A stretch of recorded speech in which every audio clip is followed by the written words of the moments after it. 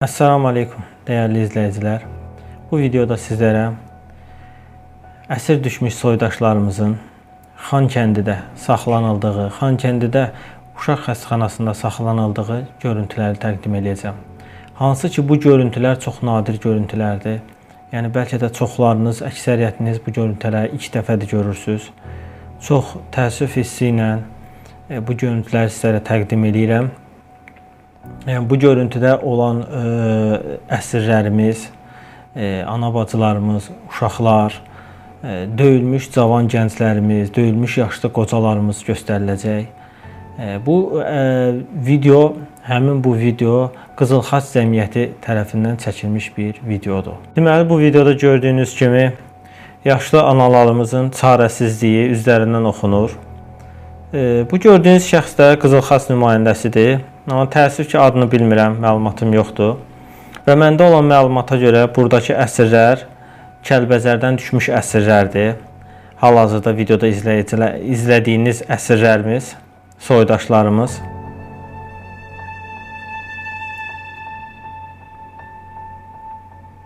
Bu videonun çəkildiyi yer Xankəndidə uşaq xəstəxanasıdır. Hansı ki, mən bir neçə belə deyək də əsirlər çəkmişəm və bildiyiniz qədər, dinlədiyiniz qədər də orada bir çox əsirləri həmin bu xəstəxanada müalicə alıblar və yaxud da ilk gələndə, ilk dəfə gətirildikləri yer bu Xankəndidəki bu xəstəxana olub.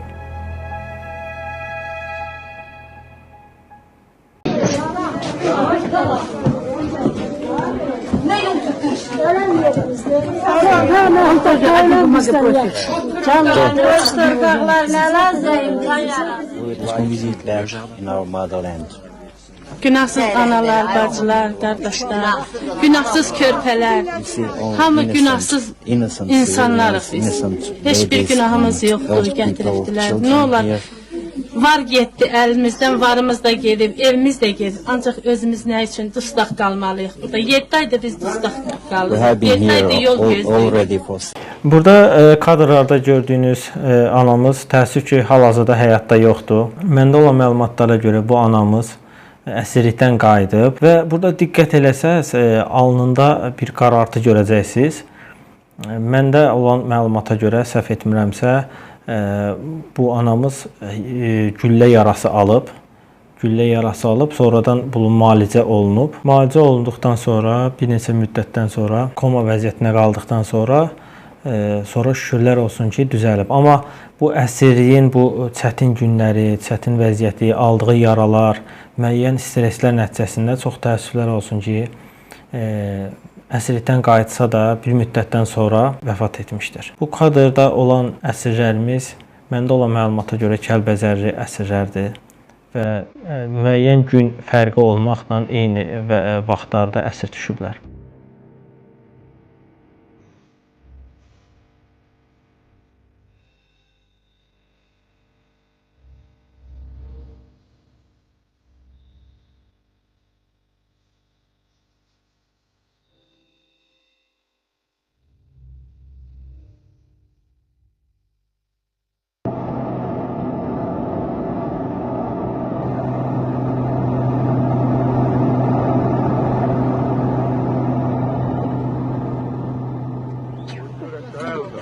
Kim öldü?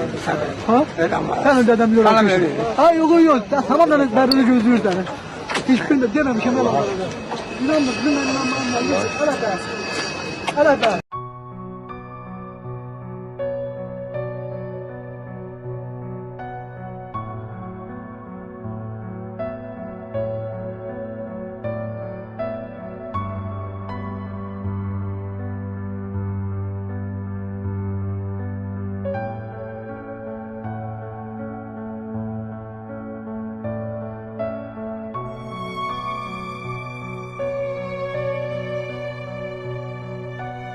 Bura artıq Şuşa türməsidir. Hansı ki, o Şuşa türməsi ki, o erməni vəhşiliyinə şahid olub. Bütün daşı, torpağı.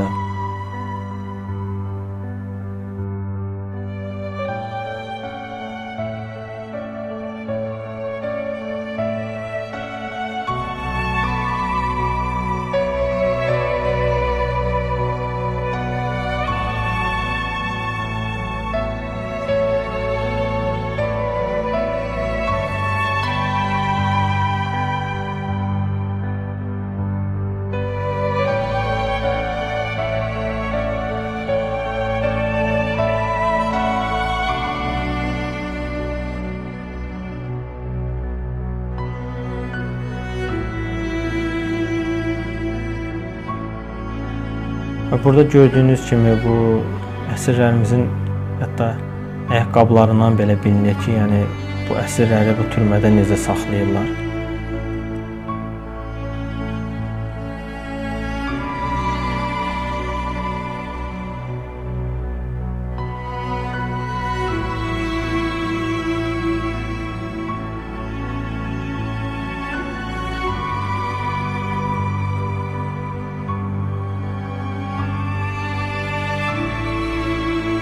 Gördüyünüz bu cavan oğlanı hətta döyüblər.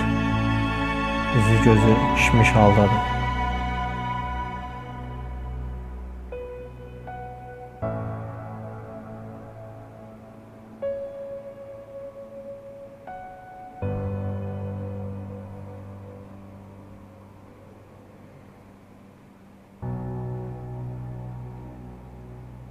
Hətta burada görmək olar ki, videodan da görsənir ki, qızılxas nümayəndələri özləri belə yəni erməni vəhşiliyinin necə olduğunu məlumatları var.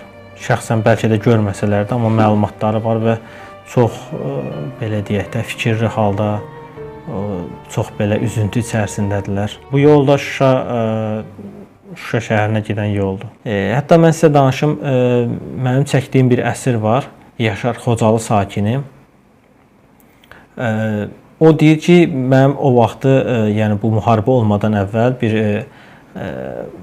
belə deyək də iş yoldaşım var idi, erməni idi. Yəni münasibətimiz yaxşı idi. Bir dəfə toydan qaydanda mən həmin erməni dedim ki, bəs sənin yolun uzaqdır da, gəl gedək bizdə qonaq ola. Səhər bir yerdə onsuz da işə gedəcək də. Və bu dedi ki, mən anama zəng eləməliyəm. Və getdi, mən də dedim, problem yoxdur, get zəng elə. Nəsə getdi, bunlar zəng elədi, öz anasına xəbər verdi ki, bəs belə-belə də mən gecəni Yaşargildə keçirdəcəm, bir gün evə gəlməyəcəm. Deyir ki, mən qulağım eşidə, anası oradan deyir ki, yəni sən Yaşargilə gedirsən, qorxmursan, onlar sənə nəsə eləyər. Halbuki keçmiş əsir olan Yaşar Xocalı sakini deyir ki, mən də deyir, öz anamgilə demişəm, onlar axşamla da gecə vaxtı olub da, saat nə bilim, təxmini yəqin ki, toyun bitməsi axşam saatları olub da, yəni. Durub hazırlaşıblar, onun üçün yer səriblər, qonaqlıq hazırlayıblar, hətta xoruzmu nəsə kəsiblər də, yəni bir hörmətli bir qonaq kimi qarşılayıblar onu. Amma deyir, həmin vaxtı mən onu tam başa düşmürdüm də, bu nə deməkdir, yəni bu, niyə qorxsun ki, yəni iş yoldaşıdır, münasibətləri var və müəyyən qədər yaxın münasibətlər olub. Təbii ki, indi o vaxtı barış içində yaşamışıq, o qədər indiki müharibə şəraiti olmamışdan əvvəl, yəni ən azından bizim onlara qarşı normal insani bir münasibətlərimiz olub. Demək ki, baxın, bu hadisədən də belə görsənir ki, bunların qəlbində daim bizə qarşı nifrət olub. Daim bizə qarşı sanki uşaqlarını, belə deyək də, üzdə də olmasa, kənarda, qəlblərinə, beyinlərinə bizə qarşı olan nifrəti aşılayıblar. Yəni bizə qarşı olan nifrəti onlara izah eləyiblər, başa salıblar. Və biz də o baxımdan çox geridə qalmışıq. Biz təəssüf olsun ki, belə deyək, mənfur bu qonşularımızı tanımamışıq. Onların bizə olan nifrətini başa düşməmişik. Amma bu səhvimizi düzəltməliyik təbii ki. Və bu müharibələrdən sonra artıq biz erməni xalqını dərindən tanıyırıq, onların xəssiyyətlərinə bələdik və inanıram ki, inşallah bundan sonra da gələcək nəsilə, uşaqlarımıza erməni xalqının mənfur olduğunu, erməni xalqının necə vəhşi bir xalq olduğunu gələcək nəsillərimizə, uşaqlarımıza mütləq şəkildə onlara izah edəcəyik, onlara başa salacağıq. Deməli, bu videoda gördüyünüz azyaşlının artıq üzünə baxdıqca, yəni üzündə görsənən o qorxu, o belə deyək də, necə təlaş, o çətin, bəlkə də həmin o uşağın gözünün qabağında nə bir hadisələr yaşanıb, nələr yaşanıb ki, mən çəkdiyim əsirlərdən bəzilərindən, məsəl üçün Cəmaləddin var, Şuşa türməsində olan əsirimiz, yəni o da az yaşlı olub və çox təəssüf ki, çox belə ağır, işgəncəli ermənilərin vəhşiliklərindən danışır. O hətta Şuşa türməsinin ərazisində Azərbaycanlı şəhidlərin yerlərini belə göstərir. yəni bizim dövlət orqanlarımıza göstərib. Çünki o deyirdi ki, təbii ki, bunu da aparırdılar işlərə, amma bəzən çox yaşlılarla bir yerdə o qalırdı, həmin o Şuşa türməsində. Həmin qaldığı ərəfədə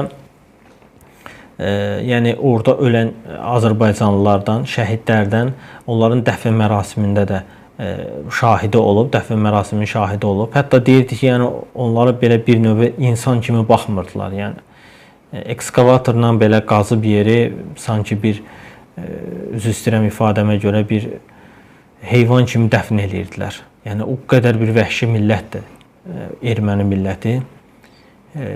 Və o həmin o yerləri bildiyinə görə sonra işğaldan azad olandan sonra həmin o türmədə bir çox yerlərin, cənazələrin yerlərin bizim dövlət orqanlarına məlumat veriblər və bu sayədə bir çox cənazələr bastırıldığı yerdən çıxarılıb.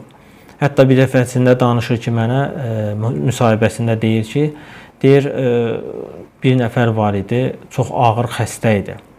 Pilosda döymüşdülər onu. O ağır xəstə olsa da, yəni hələ ki dünyasını dəyişməmişdi. Və ermənilər orada nazorlar deyirlər də, növbətçilər biri o birisinə deyir ki, yəni gəlin bunu dəfn eləyək və götürürlər bizim gözümüzün qabağında həmin soydaşımızı tam belə deyək də ölməmiş şəkildə dəfn eləyirlər. Belə desək, diri-diri dəfn eləyirlər yəni. Yəni bu hadisələrdən sadəcə biridir. Yəni bunu danışmaqla qurtarmaz.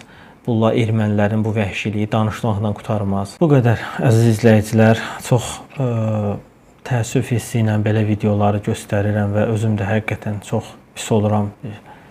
Azərbaycan vətəndaşı olaraq bizim soydaşlarımızın başına nələr gəlib, yəni azdan çoxdan artıq sizin də xəbəriniz var. Siz də maksimum dərəcədə müəyyən sosial şəbəkələrdə bu tip videoları paylaşın ki, bütün Azərbaycan bilsin. İnşallah ümid eləyirəm ki, bizim gələcək nəsil də bu vəhşiliyi unutmaz. Daim qəlbində erməni xalqına nifrətlə yaşayar. Yəni belə desək, barış olsa da, müəyyən qədər münasibət olsa da, bu sadəcə üzdə olmalıdır. Amma qəlbimizdə daim onlara qarşı nifrət olmalıdır. Necə ki, onlar bizə tarix boyu bu nifrəti bəsləyiblər və nəticəsində də Qarabağı işğal elədilər. Bizim dədə-baba yurdumuzu işğal elədilər. Kimlərinsə köməyi ilə, dəstəyi ilə işğal elədilər. Amma ədalət geci-tezi yerini tapır. Və şükürlər olsun ki, Allah şəhidlərimizə rəhmət eləsin. Şükürlər olsun ki, bugün artıq keçmiş işğalda olan ərazilər artıq bizimdir. Necə əvvəl olduqları kimi, əvvəllər olduğu kimi bizimdir. Bəli, bu uğurda biz çox şəhidlər verdik. İstər 90-cı illərdə, istər 2020-ci illərdə çox şəhid verdik. Allah şəhidlərimizə rəhmət eləsin. Çox kədərlə, çox üzüntü ilə onları yad eləyirəm. Allah şəhidlərimizə rəhmət eləsin. Allah bir daha bizlərə bu günləri göstərməsin. Allah'a əmanət olun, sağ olun.